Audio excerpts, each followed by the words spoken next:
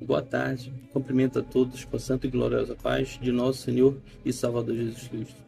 Aqui quem vos fala é o irmão André, e eu vim trazer uma palavra do coração de Deus para nossas vidas, para nossa meditação nessa tarde, 22 de abril de 2025. Vamos ler passagens encontram-se lá no livro de Gênesis, o primeiro livro da Bíblia, o Bereshit, o início. Livro de Gênesis, capítulo 25, versículo 31 em diante, e diz assim: Então disse Jacó: Vende-me hoje a tua primogenitura. E disse Esaú: Eis que estou a ponto de morrer, para quem vai me servir a primogenitura? Então Jacó disse: Jura-me hoje. E jurou-lhe e vendeu a sua primogenitura a Jacó. E Jacó deu pão a Esaú e o cozido de lentilhas. E ele comeu, bebeu, levantou-se e saiu. Assim desprezou Esaú a sua primogenitura. Amém. Amados irmãos, queria aqui trazer uma meditação acerca da palavra de Deus para nossas vidas. Queria falar sobre o direito de primogenitura, que era um direito que os primogênitos, aquele que abria a madre da mãe, ou seja, o primeiro filho, ou seja, o filho mais velho, ele tinha alguns direitos privilegiados, E esse direito ele consistia em três aspectos importantes, O primeiro aspecto seria exercer a liderança espiritual e tornar-se chefe da família. O segundo aspecto seria ter uma porção dobrada da herança. Está escrito lá em Deuteronômio, capítulo 21, versículo 17. Você pode ler lá depois, conferir. E a terceira seria reivindicar a bênção prometida por Deus no concerto que ele fez com Abraão, Então, esses três aspectos eram importantes e fundamentais, De direito daquele que abria a madre da mãe, daquele que era o primogênito, no caso. E fazendo uma análise nesse texto que acabamos de ler, nós percebemos que Esaú, inclusive o último versículo que nós lemos, diz que Esaú desprezou, ele menosprezou, ele negligenciou as bênçãos espirituais e as promessas de Deus, que eram deles por direito, porque ele era primogênito. Ele era irmão gêmeo de Jacó, contudo, ele foi o primeiro a sair. Na hora que fizeram o parto, ele foi o primeiro a sair, ele que abriu a madre da mãe. E a palavra de Deus aqui demonstra que ele preferiu saciar a sua fome. Ele tinha saído para fazer seus afazeres, para caçar. E ele chegou com fome em casa. Não queria saber de outros afazeres, Ele só queria saciar a fome dele, saciar a carne dele. Ele queria se deleitar, matar a fome dele, E muitas das vezes o servo de Deus ele faz isso, O inimigo, não que nesse caso tenha sido o inimigo, Mas no nosso dia a dia, quando nós vivemos a presença de Deus, sabemos que a palavra de Deus fala, o apóstolo Paulo diz que tudo nos é lícito, mas nem tudo nos convém. Então tem coisas que nós temos que nos apartar, Nós temos que nos apartar de toda a aparência do mal. E Esaú, a Bíblia fala aqui que ele queria comer, E ele preferiu saciar ali a vontade dele. E ele trocou, ele disse: olha, Esaú, Jacó falou: olha, Esaú, tu que me dá teu direito de primogenitura, eu faço para ti o cozido, eu sacio a tua fome. Ele disse: para que eu vou querer essa porcaria dessa primogenitura? Menosprezou, aquilo que Deus era dele por direito, que Deus tinha ordenado, que Deus tinha dado por mandamento. Era uma promessa que era para a vida dele. E a promessa era vitalícia, Era uma promessa que Deus tinha dado para ele, para o resto da vida dele, até a morte dele, para a descendência dele, para os filhos dos filhos dele. E assim vai. A bênção era para ele, para as gerações dele, para toda a descendência dele. Só que ele preferiu saciar a fome dele. E muitas das vezes o servo de Deus faz assim. Ele quer fazer aquilo que desagrada a Deus e menospreza as bênçãos, promessas de Deus. Porque no momento que nós fazemos aquilo que é errado, aquilo que desagrada a Deus, nós estamos assim fazendo aquilo que desagrada a Deus, que agrada a carne, e acabamos abrindo mão das promessas e da bênção que Deus tem para nossas vidas. E muitas das vezes isso acontece. Mas nós devemos estar atentos, porque se Deus ele tem promessa na tua vida, se ele tem bênção para aquele que é obediente, ele vai colher o que? Recompensa. Para o desobediente, você vai colher o que? Consequência. E Esaú ele fez isso, né? E a gente pode ver que Jacó, desde o ventre da mãe dele, ele já lutava pelo direito de primogenitura. Jacó ele não se contentava com aquilo que foi colocado diante dele. Ele tinha uma visão, ele era visionário, ele queria algo a mais. Ele não se contentou com aquilo que foi colocado diante dele. E muitas das vezes nós não temos que nos contentar. Se nós temos, não, eu estou passando por isso, assim, não aceite. Deus ele tem melhor para ti. Isaías capítulo 1, versículo 18 diz assim: se quiseres me ouvir, comereis o melhor desta terra. O melhor desta terra é para nós, é para os servos de Deus. Então Deus ele tem o melhor para a sua vida, para mim e para a sua vida. Basta que nós venhamos obedecer, ouvir a sua voz e fazer aquilo que Deus ele tem colocado diante de nós. E Jacó ele não se contentava com aquilo que foi dado para ele. Ele lutou pelo direito de primogenitura. Tanto é que no momento que ele saiu, o Esaú saiu da madre da mãe. E quando foi a vez de Jacó, a Bíblia diz que Jacó veio segurando no calcanhar dele, né? Tanto é que daí veio o nome dele, Jacó, Yaakov no original, né? Que quer dizer suplantador, trapaceiro, usurpador. Mas literalmente é aquele que segura pelo calcanhar. E Jacó ele era determinado, ele tinha visão, ele queria algo a mais para a vida dele. Ele não se contentava com aquilo que foi colocado diante dele. Ele tinha sonhos, ele tinha projetos, mas ele sabia que se ele ficasse de braços abertos aguardando, aquilo não viria ao encontro dele. Ele tinha que, além de obedecer, ser um homem reto, íntegro, ele tinha que lutar por aquilo. Jacó ele fez o que era errado, ele enganou, ele usurpou, ele teve consequências gravíssimas, né, que vieram, que cercaram a sua vida durante muitos e muitos anos. Agora eu gostaria de fazer uma alusão a outros personagens bíblicos também que remetem a esse mesmo conceito. O rei Saul, vamos falar do rei Saul. Ele amava tanto o trono dele, a coroa dele, os seus tesouros, os seus serviçais, todo aquele luxo, aquele requinte e aquela comodidade que o status de ser rei de Israel poderia proporcionar para ele.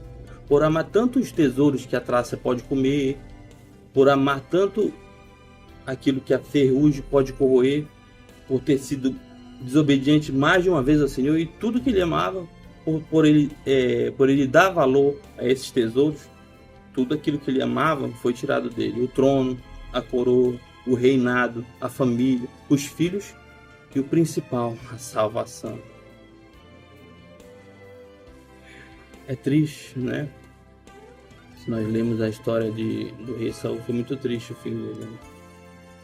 Ele perdeu tudo por causa da desobediência dele, porque ele não quis ter uma vida reta, íntegra diante de Deus, quis fazer a vontade, quis saciar o seu desejo, a vontade da sua carne, e ele acabou o quê?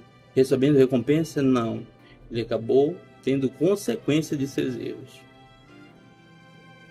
Aí vamos fazer uma analogia agora do rei Saul para o pequeno pastor de ovelhas chamado Davi. A Bíblia diz que depois que Deus rejeitou ao rei Saul, ele olhou lá de cima e olhou para o coração de um pequeno pastor de ovelhas. Mas esse pastor de ovelhas ele era distinto, ele era diferenciado. A Bíblia diz que ele era segundo o coração de Deus. E Davi, ele exercia com excelência o talento que Deus ele tinha dado para ele. Ele tinha amor pelo rebanho dele. Ele tinha amor ao ponto de arriscar a vida dele. Arriscar a sua vida lutando, matando ursos e leões para salvar a vida das ovelhas dele. Esse amor, esse zelo, essa dedicação, esse empenho de cuidar e fazer com excelência o que Deus tinha designado, determinado para a vida dele, aquilo ali moveu o coração de Deus. E o Senhor constituiu.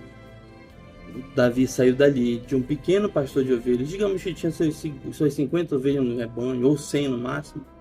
Ele saiu dali diretamente para sentar no trono de Israel e ser pastor de toda aquela nação.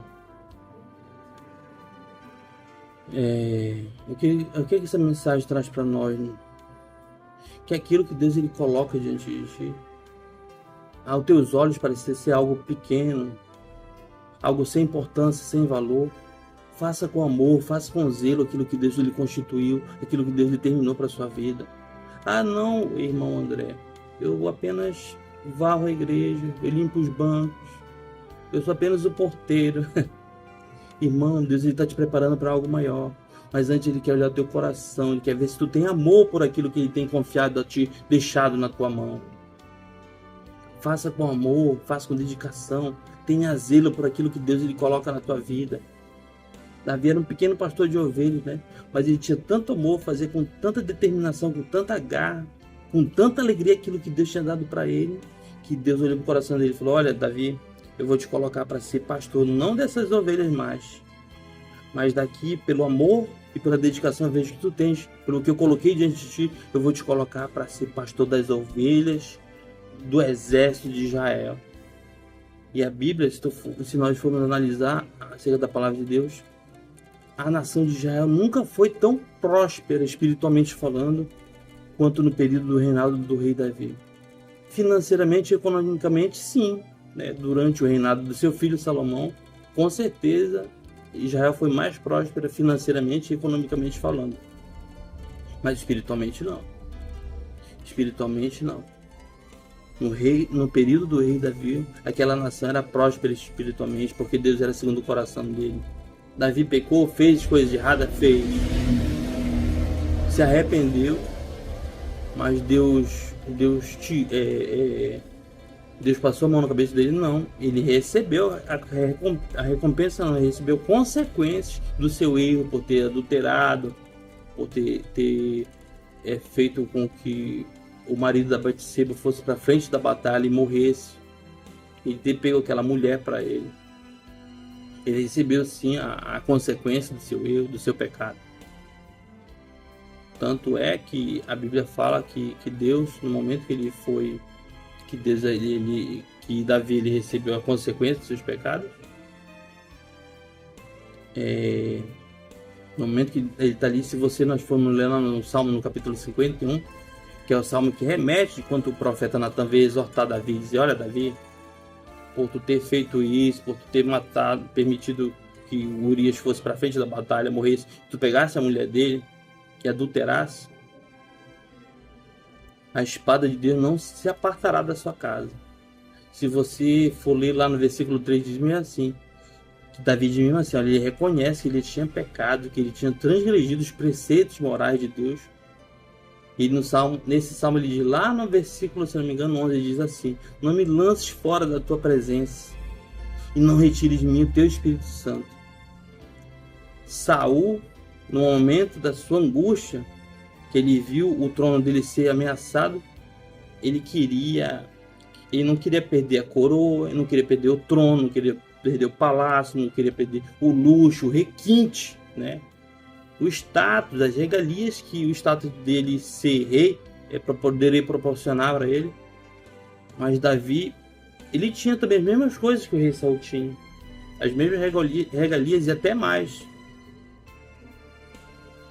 Só que, se tu for lá no versículo 11 do Salmo 51, Davi ele fala assim: olha Senhor, não me lances fora da tua presença, não retire de mim o teu Espírito Santo.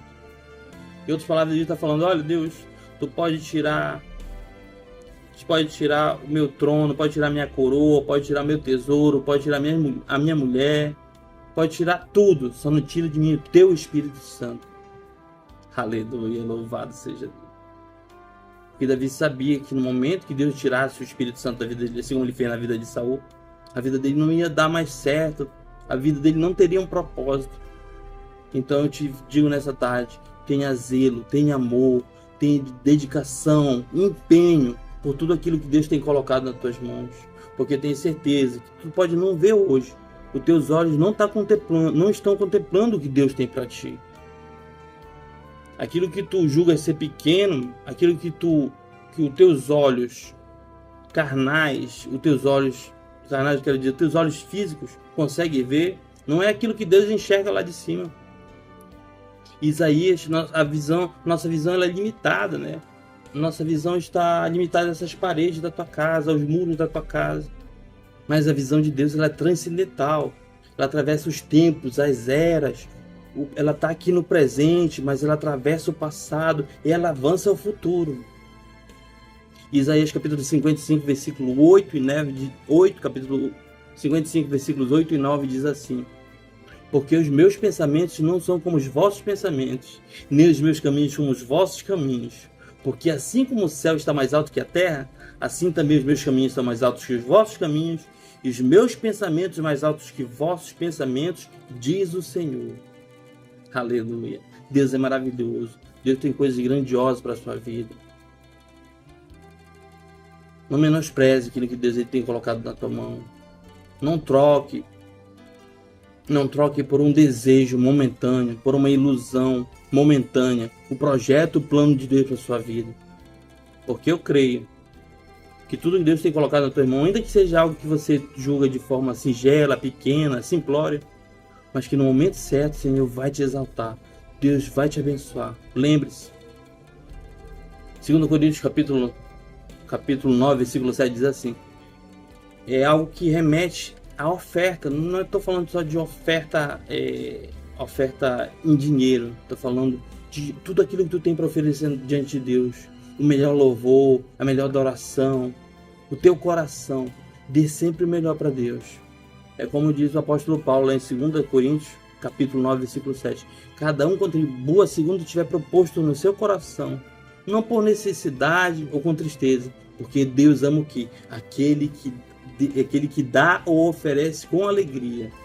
Dê com alegria, dê com entusiasmo, tudo aquilo que Deus ele requer do homem. Abre teu coração, dá o melhor para Deus, te esforce para dar sempre o melhor para Deus. Que apesar de ser pequeno e simplório, singelo, tudo que tu tens feito para Deus, eu tenho certeza que no momento certo Ele vai abrir as portas, vai abrir a janela dos céus, vai abençoar a tua vida financeira, a tua vida profissional, o teu casamento, a tua família vai ser abençoada. Receba da parte de Deus essa palavra, essa revelação, em nome de Jesus. Amados irmãos, eu peço que você se inscreva no nosso canal. Se inscreva no nosso canal, curta o vídeo, compartilhe com um amigo, com uma pessoa que necessita, que precisa ouvir a palavra de Deus. Eu tenho certeza que Deus vai abençoar a minha vida. Que você venha compartilhar esse vídeo com outras pessoas, tá? Me dê essa força aí, né, para que juntos nós venhamos fazer a obra de Deus, fazer a obra de Deus crescer, né? A obra de Deus necessita tantas almas se perdendo, né? E muitas almas sedentas, né?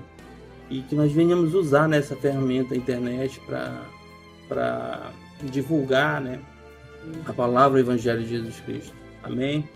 Obrigado desde já.